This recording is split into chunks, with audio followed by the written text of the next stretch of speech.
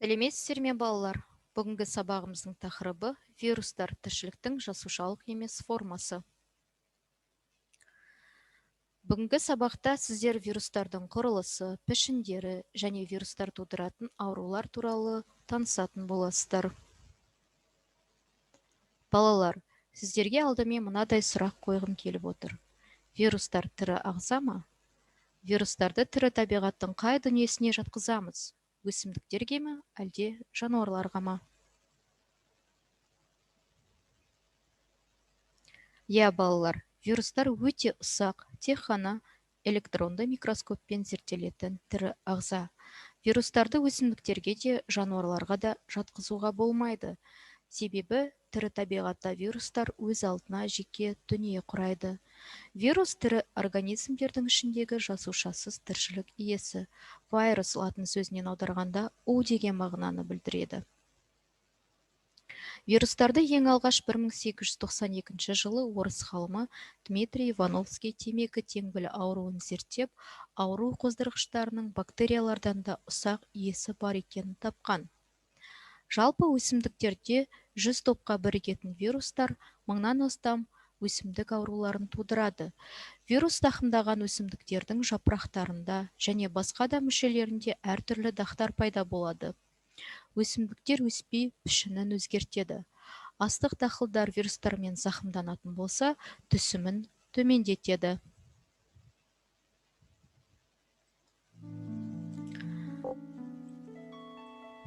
Балалар, біз кейбір вирустар адамға жөтелгенде, түшкіргенде және де сөйлесу кезінде шашыранды тамшылар арқылы таралатынын білеміз.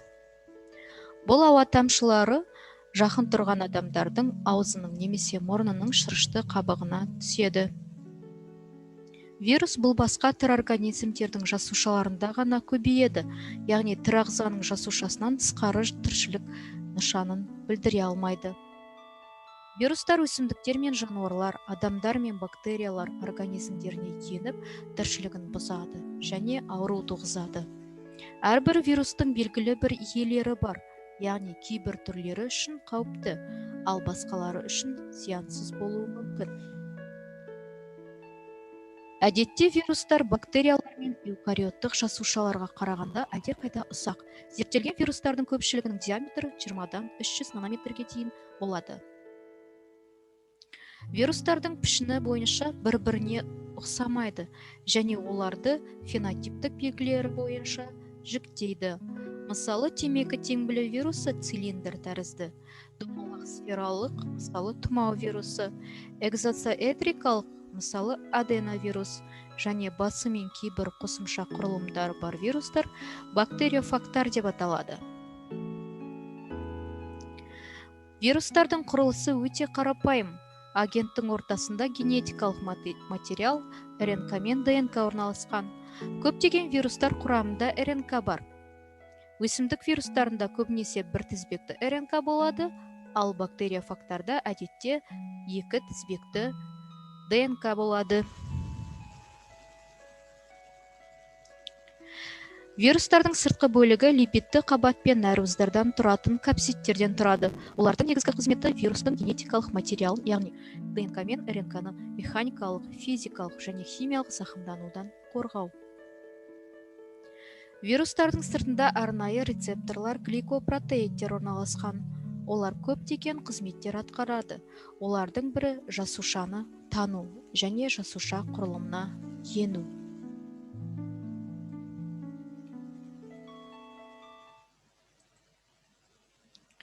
Балалар, бұл жаңа ғана айтып кеткен вирустардың пішіндері, яғни темекі теңбілі вирусы, аденовирус, шешек ауруының вирусы және бактериофаг. Вирустың тіршілік циклын айтатын болсақ, балалар, вирус жасуша ішілік паразит.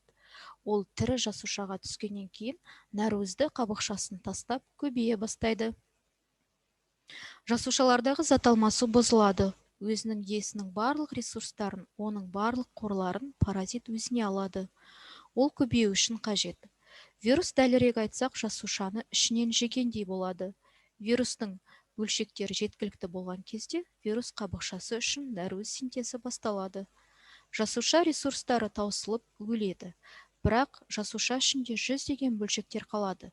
Олар өлген жасушалардан босап шығып, келесі жасушаға өтіп, бәрін жаңадан бастайды.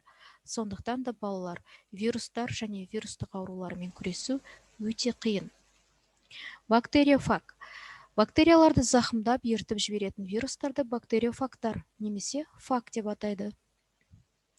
Бактериофагтарды алғаш рет 1915 жылы ағылшын вирусологы Туорт сипаттап жазған. Олардың денесі басы, құйрығы және іші қуыс тармақталған базальды пластинкада тұрады. Басының мөлшері 40 нанометр, ал құйрығының ұзындығы 20-22 нанометрге тең. Фагтар жасуша ішіне енісімен тез көбейіп, өзінің зиянды әсерін тигізе бастайды. Бактерия жасушасы бұдан кейін ісініп жарылады да, одан жаңадан пайда болған фаг бөлініп шығады. Бактерия фагтардың көбею сатысының ұзақтығы 30 минуттан 90 минутқа дейін созылады. Олар құрғақшылыққа, төменгі температураға және көптеген химиялық уларға төзімді. Температура 100 градусқа көтерілсе, бактерия фагтар тіршілігін жояды. Балалар, вирустар тудыратын аурулар туралы айтатын болсақ, оларға мысалы тұмау, балалардың сал ауруы, қызылша, адамның иммундық тапшылығының вирусы АЕВ, тез таралатын ауа, су, тағам арқылы жұғатын індет, полиомиелит, ұшық, тағы басқа аурулар жатады. Вирустардың денсаулыққа әсерін айтатын болсақ, мысалы тұмау асқынып кетсе, жүрек сияқты маңызды мүшелерді зақымдайды. Қызылша бұл балалар үшін қауіпті емес, бірақ жүкті аналар үшін қауіпті екен. Б гепатиті бауырды зақымдайды. Қазіргі таңдағы пандемия деп танылған коронавирусты біліп естіп жүрсіздер. Яғни ковид коронавирусы адамға жануарлардан жұғады екен. Жалпы хайуанаттар әлемі адамзат үшін аса қауіпті вирустарға толы, бірақ олардың бізге тікелей жұғуы сирек кездесетін жағдай. Себебі вирус бір түрден бір түрге оп-оңай көше алмайды. Ол үшін өзіне бейтаныс ағза, жаңа ортаға бейімделіп, мутацияға ұшырауы керек.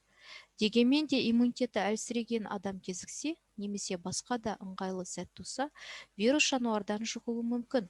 Бұл қиын жағдай, себебі жұқтырған адамның иммунитеті жаңа вирусты танымайды. Сонымен қалай күресу екенін білмейді.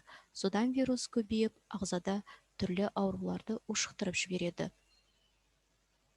Балалар, енді осы коронавирустан және де басқа да вирустық аурулардан сақтану үшін антисептикалық құралдармен бетперде кию қатаң талап етіледі. Не себепті деп ойлайсыздар? Себебі балалар вирустар өте қарқынды дамитынын және жұқпалы екенін бүгін сіздер естіп білдіңіздер. Ал олардан сақтану үшін барлық гигиеналық талаптарды орындау қажет. Ал аурулардың алдын алу шараларына иммунитетті көтеру жатады. Мысалы, вирусқа қарсы дәрілер қолданады. Ол организмнің қанында антиденелерді тудыратын иммунитет түзеді.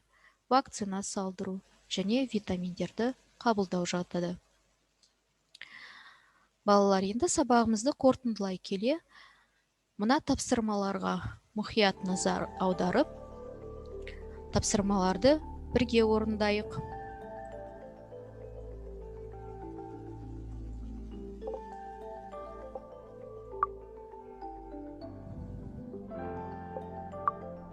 Вирус атауымен осы вирусты алғаш ашқан ғалымды анықта.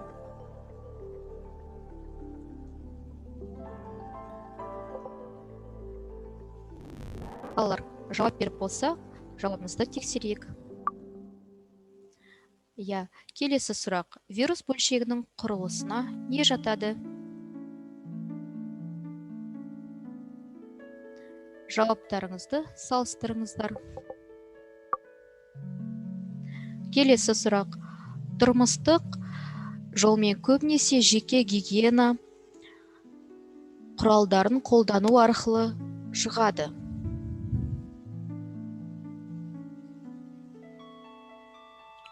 Жауабымызды салыстырып көрейік. Ауру адаммен тығыз байланыста көбінесе жөтелгенде, түшкіргенде және сөйлескенде пайда болған ұсақ тамшылар арқылы жұғады.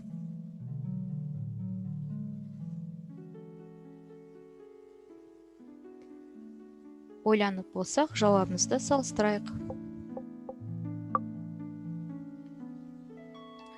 Аурудың таралуы ауада ұзақ уақыт бойы сақталып қалуға қабілетті.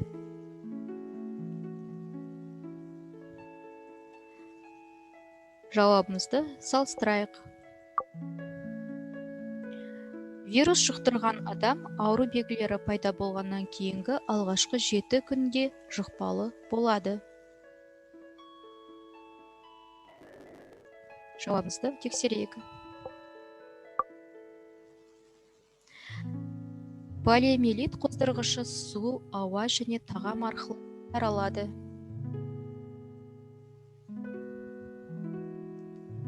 Жауабымызды тексерейік. Балалар, жауаптарыңыз дұрыс болар деп ойлаймын.